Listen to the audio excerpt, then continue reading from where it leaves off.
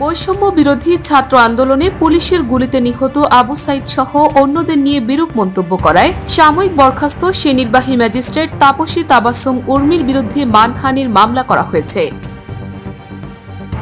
আজ মঙ্গলবার ঢাকার মেট্রোপলিটন ম্যাজিস্ট্রেট আদালতে গণ অধিকার পরিষদের উচ্চতর পরিষদ সদস্য ও গণমাধ্যম সমন্বয়ক আবু হানিফ বাদী হয়ে এই মামলার আবেদন করেন।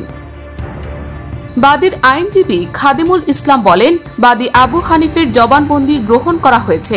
আদালত দুপুরের পর আদেশের জন্য রেখেছেন। মামলার এজাহারে বলা হয়েছে, গত 5 অক্টোবর আসামি উর্মি শুধু শহীদ আবু সাইদ নয়, সরকারের দায়িত্বশীল পদে থাকা সত্ত্বেও ছাত্র গণ আন্দোলনের মাধ্যমে প্রতিষ্ঠিত সরকার ও সরকার প্রধান নোবেল বিজয়ী প্রধান উপদেষ্টা ডক্টর মোহাম্মদ ইউনূসের বিরুদ্ধেও অবমাননাকর বক্তব্য ফেসবুকে লেখেন।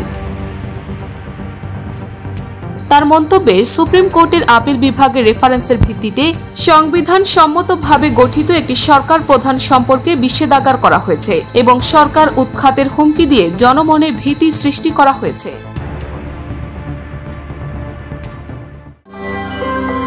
সত্য, বস্তুনিষ্ঠ ও নিরপেক্ষ দৈনিক জনবাণী।